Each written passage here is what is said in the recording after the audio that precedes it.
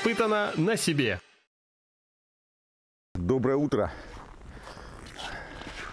На часах 7:00. На градуснике минус 38. А мы с вами отправляемся на стойбище к оленеводам. Сейчас идем на автобус 201 в сторону Иенгры.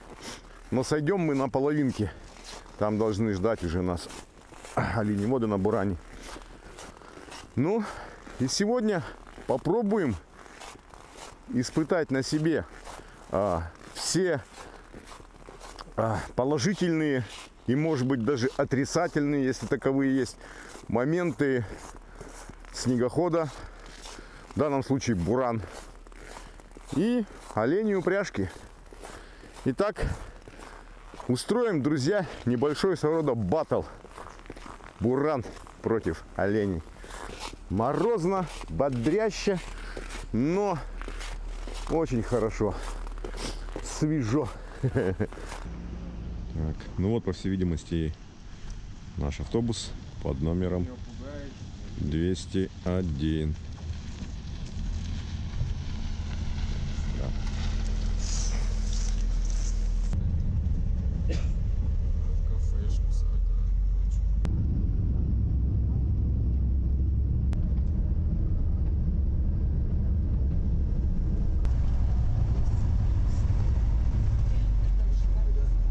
Все, здесь тормозит.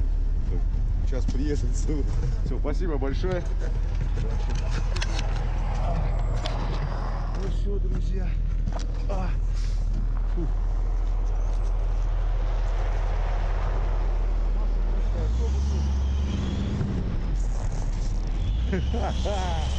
Ау!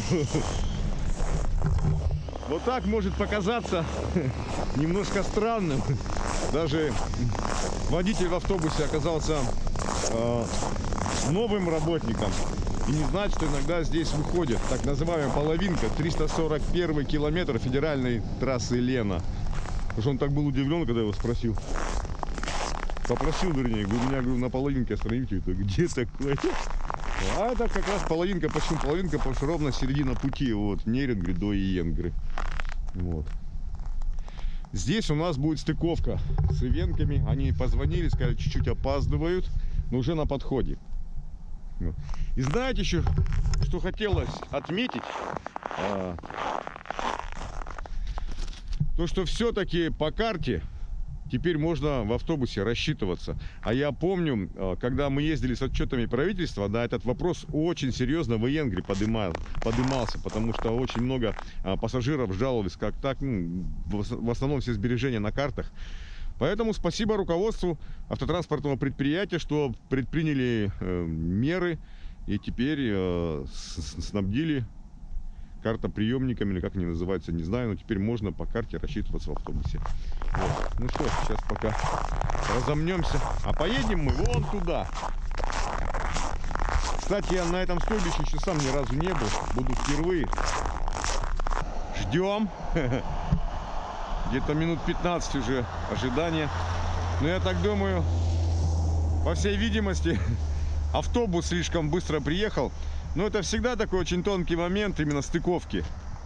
Как вот грамотно рассчитать, чтобы минимум получилось ожидание. Всегда приходится ждать, где-то больше, где-то меньше. Но сейчас уже вроде как на подходе. Ждем.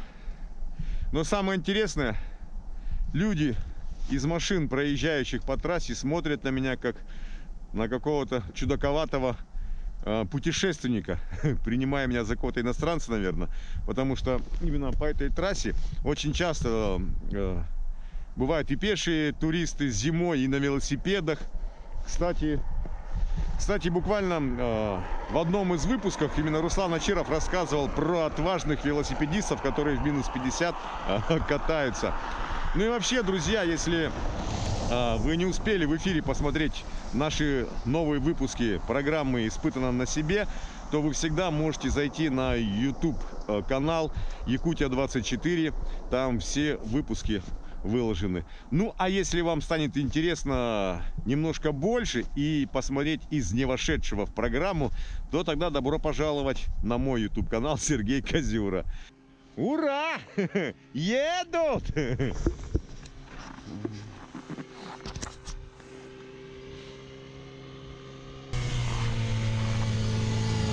Вау! Вау! Вау! А я такой жду машину с прицепом. Привет! Здорово! Ничего себе! Вообще весело ехать. Ну что-то смотрю, так тяжеловато, да, по снегу? Ну, тут пацаны там идешь, блин, с этого спрыгивают. Накатанного не видно. И что, отсюда вы еще далеко?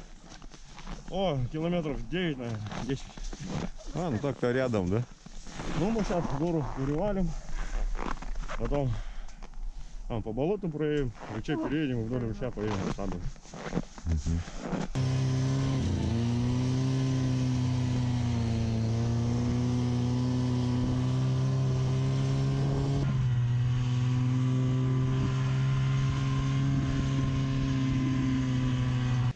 Ну вот, проехав от трассы до стойбища, на буране вылезли уже первые минусы. Первое — это попадает снег в вариатор, и он начинает буксовать. Хочет ехать. Хочет ехать. Еще какой минус, то что закрыта гуска, да, не подлезть. Да, он плохо подлезать неудобно. А так было бы более-менее открыто, легче добраться.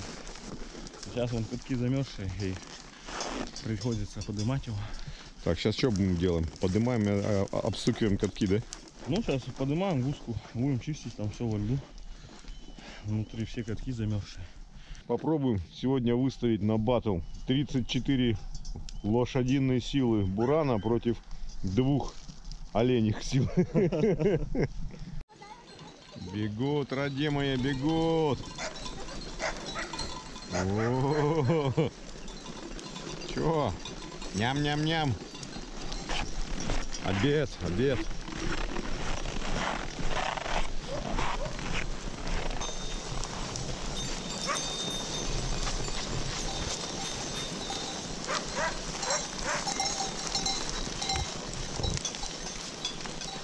Сейчас ребята пригнали оленей. Выберут 2 самых статных, породистых. Запряжем. Ну и попробуем все-таки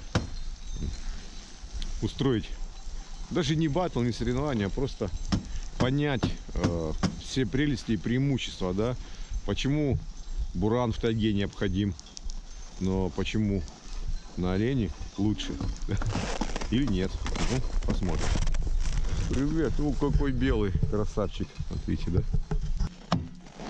Отстучали одну сторону, теперь другую, потому что на буране 2 гусеницы. Вот, блядь, с той стороны. Где глушак выходит. вот он прям видно, ну. Самый. Вот он, получается, из заглушителя там лед образуется, да? Да, вот. Ну, некоторые это переделывают сюда, выводят на улицу. Сверху. Заводы у них сделаны так. Не знаю, на двухлыжнике у них перед гусеницами таких проблем нет. Там тоже выхлоп идет прям перед гусеницей. Получается недочет прям, да, от производителя. Да, ну сделали бы, в принципе, можно, как переделывают в бок. Гусеницы не так сильно замерзают. Вот, решили вообще положить на бок.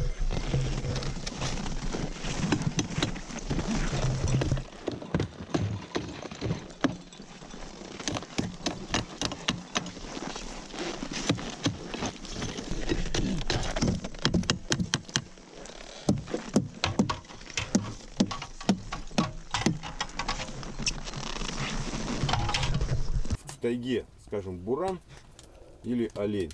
Вот для тебя. Ну, буран. Так, если быстро надо что-то съездить. Ну, на оленях тоже, если далеко куда-то ехать. Ну вот, давай возьмем, если дальнее расстояние, то все-таки на олене, да? Да, ну и надежнее, блин.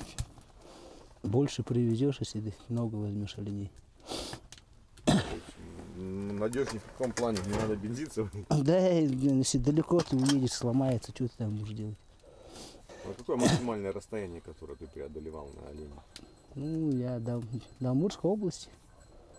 Ну, тут по километру сколько примерно? Ну, 200 будет, наверное. 200 километров? Ну, И по времени сколько это заняло? 2 дня я ездил. Ну, до 7-го стада. Ты же там был, Гришу уже знаешь. Да. И еще туда и дальше. Уже Верховье Алдана, туда и дальше. То, что мы на снегоходах ездим, все на оленях, да? Да. 2 дня. Получается, по сотке в день делают, да? Или... Ну, нет, наверное. Ну, мы оттуда еще дальше уже ездили. Оттуда, там-то граница же рядом. Там уже дальше. На Медичи ездил туда, километров сколько отсюда? 300 будет. Ты же там был на Медичи? Мы отсюда на оленях ездили. Туда и обратно. И сколько берете с собой? Ну, на такое дальнее путешествие, да, сколько с собой оленей берете? Ну, я брал 24, да сколько ли? 24. И получается, двое везут, а тебя двое там... Ну, и груз, да, эти надо. Да и так запаски там бегут налегке. Ты же едешь, меняешь их. Ну, а какая-то подкормка ты с собой берешь, комбикорм или что-то? Ну, и соль да комбикорм чуть-чуть, чтобы куре заходили, когда пригоняешь. Ну все, сейчас Сеня мне выберет парочку оленей, лишь бы меня не угнали кто-нибудь далеко. Это потом обратно. А у меня в 17:00 автобус. На трассе буду голосовать его опять. Ну, будем успевать. Ну, я надеюсь, все-таки какой-никакой, но недельный опыт есть. Попробуем. Героиня нашего сюжета. И второй бычок. Ну какой красавчик-то, да? Смотри, какой у него грудь какая красивая, белая. Вот она, парочка рысаков моих племенных. Сейчас запрягаем сани. Получается один бычок, одна матка.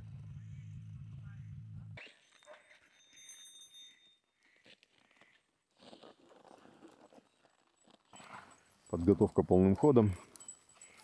Но, скажу честно, присутствует некое волнение. То есть, да, ребят, это не буран, это животное. Если как ему против. На буран бы я сел, вообще не раздумывая, да поехал. Но тут все равно какое-то чувство ответственности, что ли. Не знаю, справлюсь или нет. Ну, в общем, легкое волнение присутствует. Ну что, друзья, вот он, момент истины настал.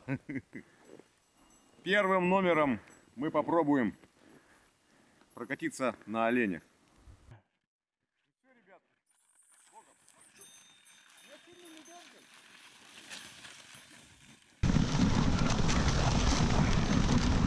Червону руту не шукай вечорами. Ти у мене єдиний, тільки ти. Ох. Так вот, друзья, тут говорят... Блин, еще главное... Тихо, тихо, тихо, тихо, тихо, тихо. Че, пошел, пошел. Пошли, пошли. Пошли, пошли, пошли. Сюда. Пошли, пошли, пошли, пошли, пошли. Все. Туда, туда, туда. Че? Опа! Вот так вот. Бывает иногда. Чуть-чуть не прокараулил. Поворот. О, червону руту. Вот, друзья. Вот эта правая штука. Это и газ. Это и руль, но самое главное, что это тормоз. И все говорят, ни в коем случае, если упадешь с саней, ее нельзя бросать, потому что олени убегут и останешься один. Поэтому я намотал на руку. Вот, едем. Фух. Я аж не представляю, как на гонках оленеводы мчат на них там с бешеной скоростью, в галоп пускают. Тут просто реально нужно мастерство, чтобы удержаться на нартах.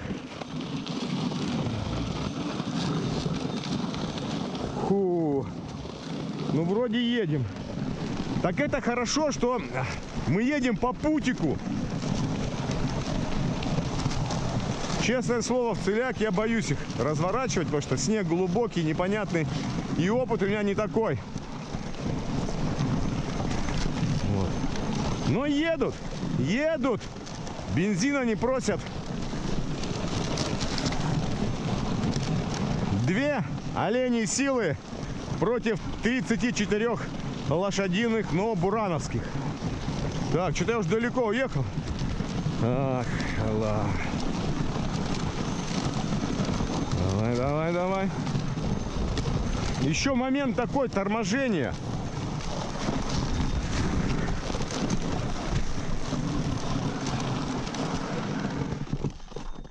Так, стопы, стопы, стопы, стопы, стопы.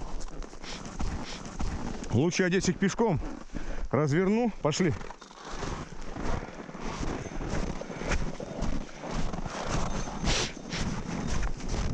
И поеду обратно, а то я тут точно не развернусь.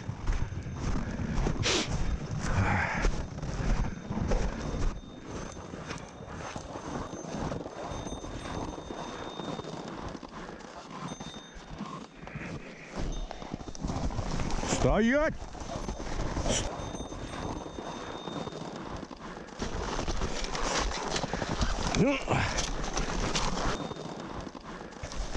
Ну все, пошли.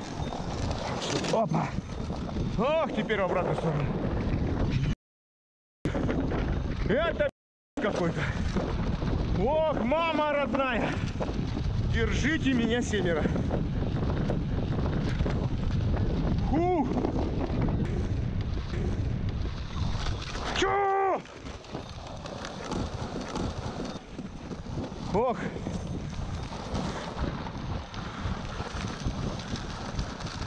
Я что-то разогнался. Я чуть не напугался, ребята, честно. Потому что сноровка у меня уже не та.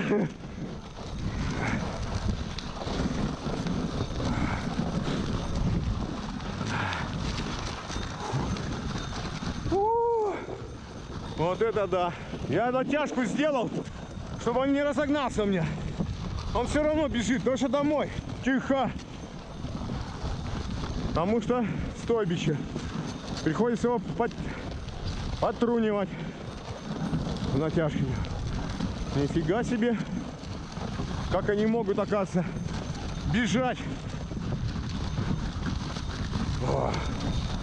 Все, в галоп только не переходите, а то я тут реально описываюсь.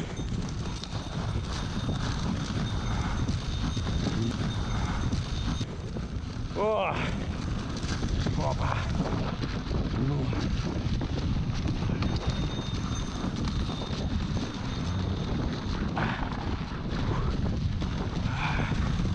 О! Вот это реально!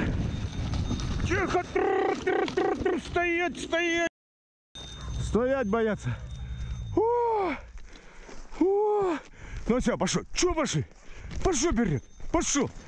Пошел вперед! Пошел! Пошел! Пошел! Пошел! Пошел! Все! Фух, еле остановился. Ну что сказать-то?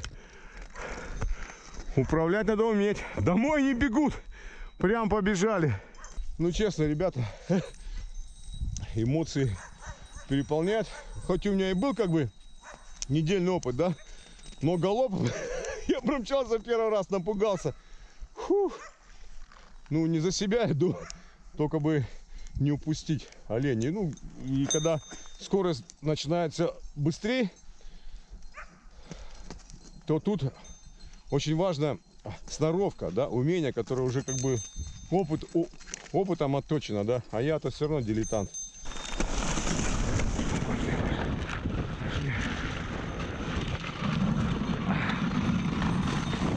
О, по воде прут. Оп.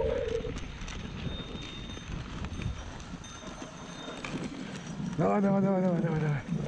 Давай, давай, давай, давай, давай. Ой, молодцы какие. Ой, молодцы. Ой, молодец. Молодец. Молодец. Молодец.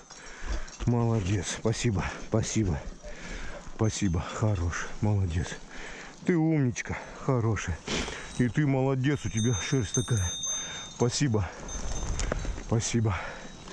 Вот это прокатился. Переведя дыхание, можно сделать первые скоропалительные выводы. Блин. Интересно. Мне как городскому обывателю, конечно, очень интересно, экзотично.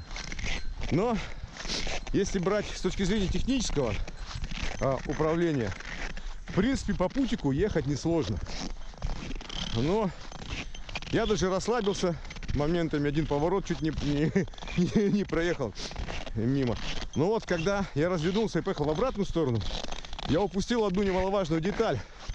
То, что домой олени гораздо быстрее бегут. И они перешли в галоп, а я к этому был не готов.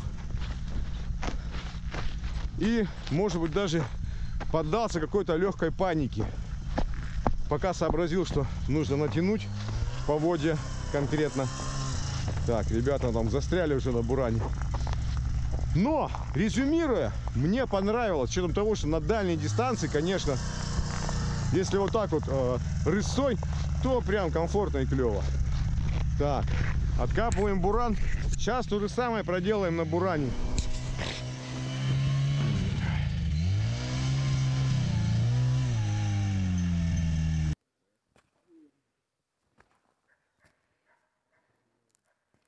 Вот, друзья, один из минусов бурана.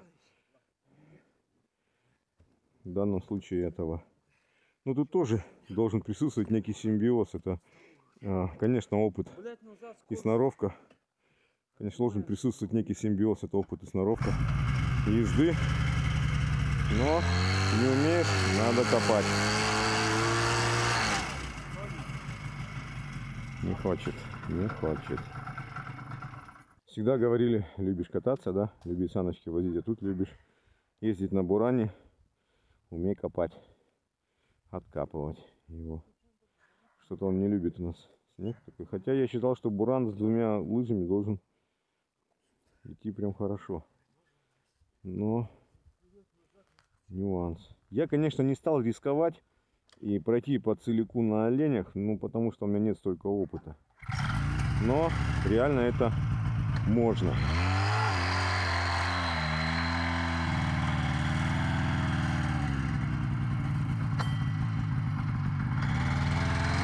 Но пока предпринимаем попытку вызволить из снежного плена.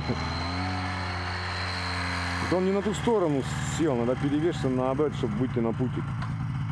То есть тут очень важно именно баланс держать.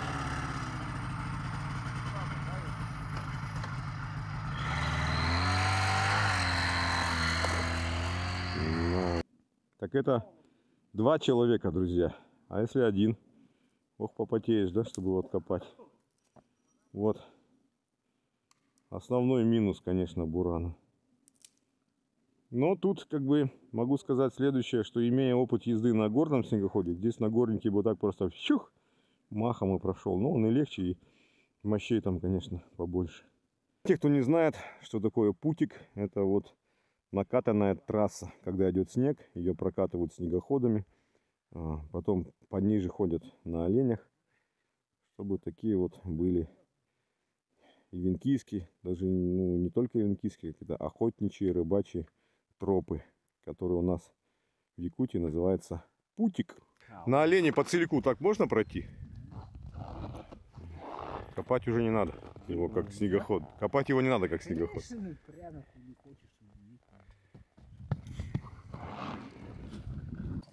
Вот с таким, друзья, нюансом столкнулись. Попал снег в карбюратор, видимо, с воздухана. И там быстро образовался лед. И заслонка перестало срабатывать и что-то мешает. Поэтому он не тянет. Смотрят так на происходящее. Как мужчины мучаются со снегоходом. Попытки реанимировать что-то не получается, поэтому решили он полностью разобрать карбюратор. И там был Подожди, проверим. лед. Давай-ка снимем его. Я хочу его проверить. Также есть положительный момент. Это то, что здесь вот в тайге при помощи пассатижев и легендарного ключа на 13 можно, ну есть шанс, что можно починить буран. В общем, как говорится, война войной, обед по расписанию, да? Пошли пообедать, ну и заодно оттаем.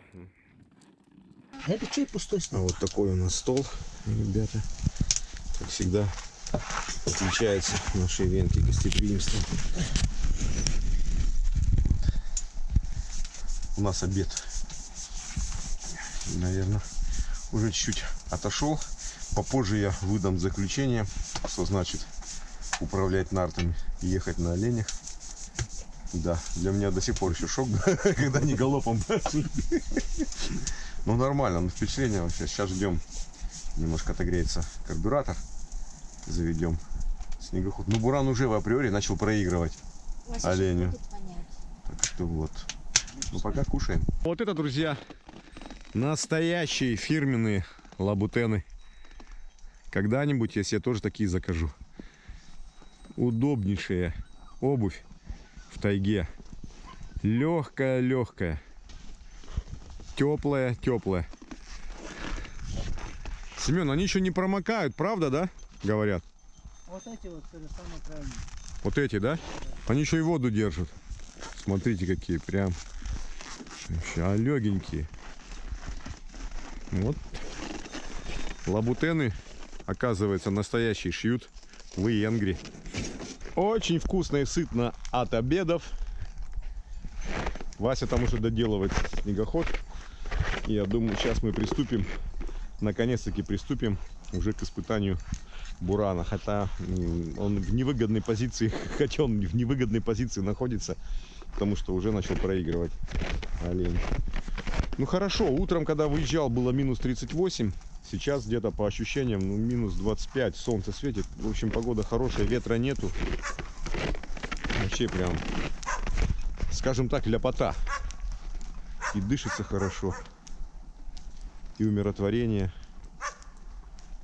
Я не знаю, как это объяснить, но мне нравится всегда гостить у Ивенко в стойбище. Тут какая-то своя особая аура и атмосфера. А то, что это у нас этот новый 2021 год начался очень как-то динамично, очень эксцентрично. Ну и даже, я бы сказал, там на эмоциональном подъеме, потому чтобы как-то все равно чуть успокоиться и привести нервную систему в порядок. Как раз таки нужны такие выезды. Хотя и конец года был тоже динамичный. Как с декабря началось, честно скажу. Ну я думаю, я не один такой, у многих под конец года накапливается очень много и дел недоделанных, которые нужно, не хочется брать грузом в Новый год. Ну, поэтому как-то так. Вообще хорошо. И есть что-то в оленях. Вот что-то такое не мистическое, а вот что такое какое-то волшебство, такое умиротворяющее.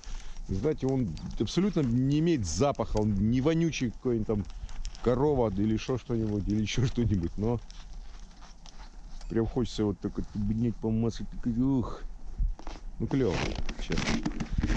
Посмотрим, что там есть, на каком этапе снегоход. Так, Василий, что у нас тут? Заработала шайтан машина? Не хочет? У нас тросик сухой был. Надо тросик было промазывать, да? Это-то все тут работает, выглядит нормально. А тросик не хочет двигаться.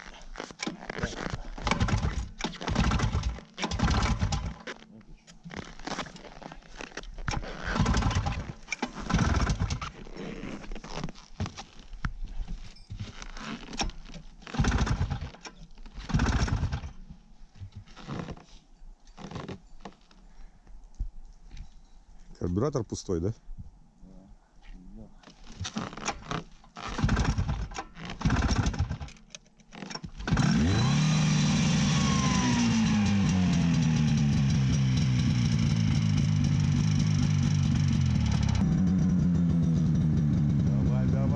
Давай.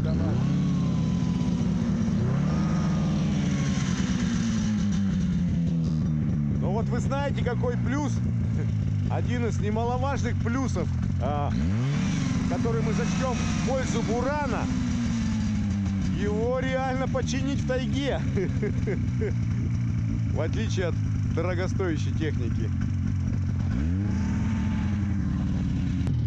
Ну что, друзья, пришло время для испытаний на буране. Поехали!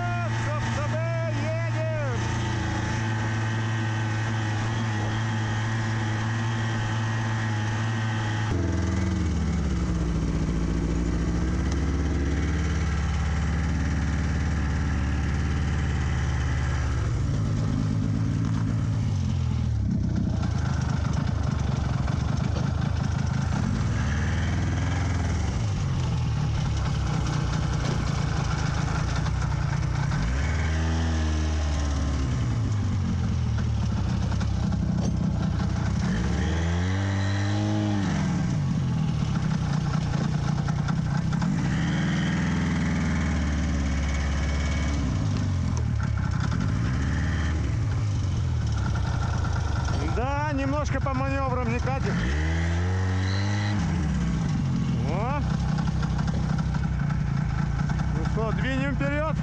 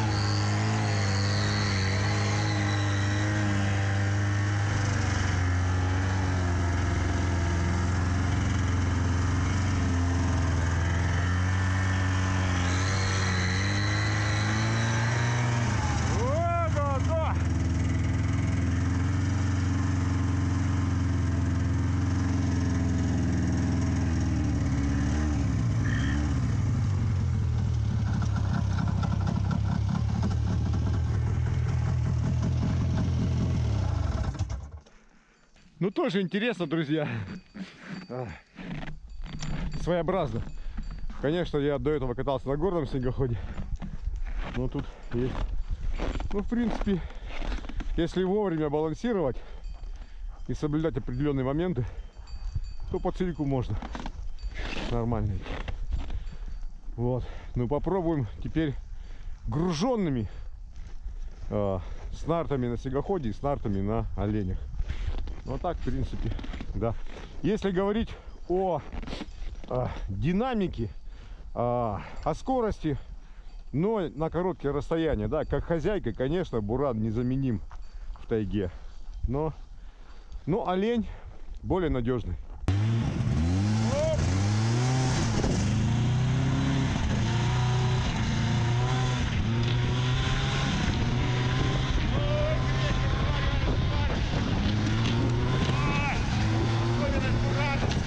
Особенность бурана, друзья. Сейчас мы испытываем на себе грузоподъемность. Но буран должен зацеплять от 3 нар и грузить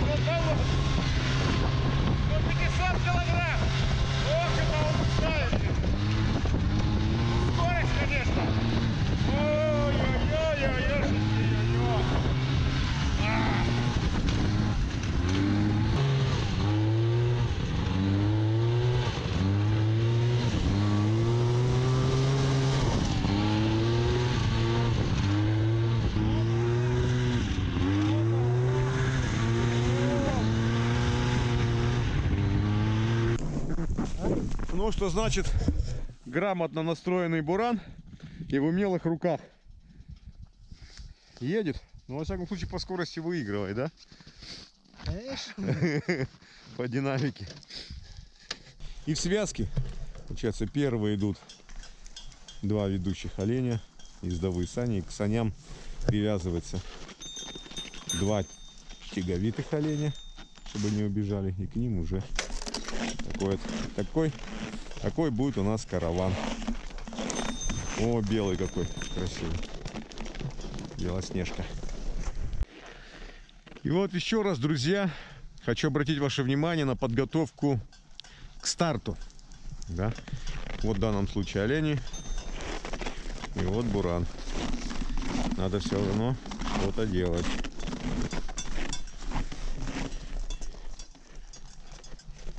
Или же постоянно покупать новый. Семен решил у нас запрячь самого мощного, самого быстрого оленя, которого зовут Захар. Да, Захарка, привет. Потащишь нас? Остался финальный аккорд. Это мы сейчас идем. О, понеслась. Ой, держите меня. Ох, мамочки, рот, где они бегут? Там-там-тара-тарам. Ох, ё-моё, тут надо держаться, чтобы не выпасть тоже. Как знала девочки, потому что из-под копыт летит. О, вот это скоростуха. Ё-моё.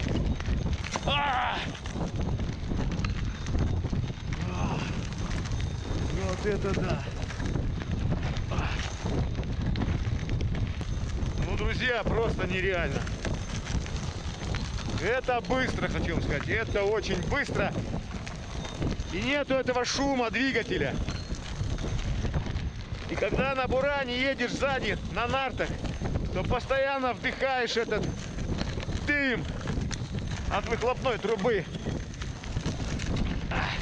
То здесь относительно комфортно, если не учитывать, что из-под копыт летит снег. Но тоже экстремально. Ну, круто.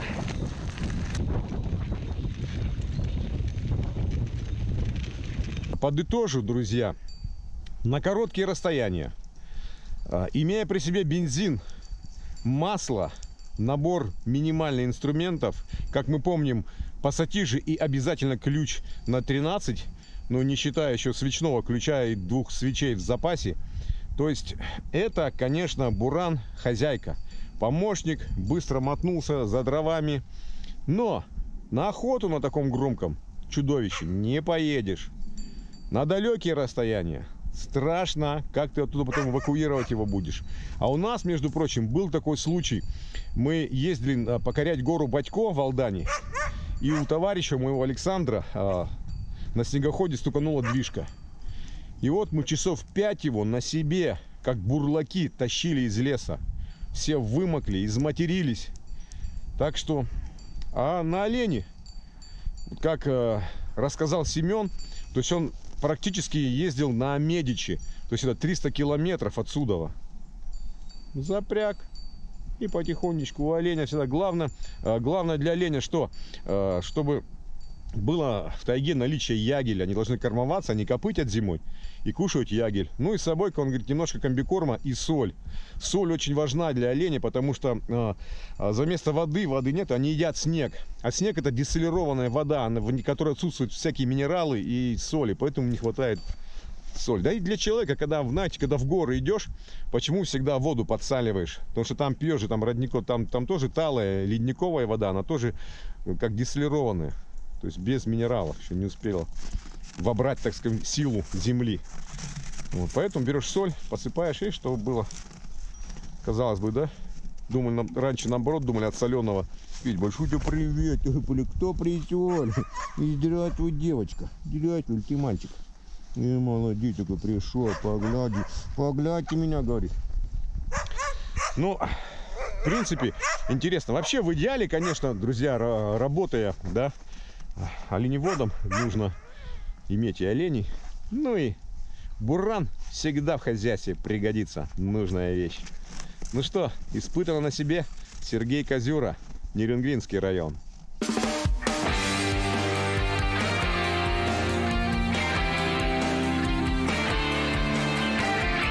Испытано на себе.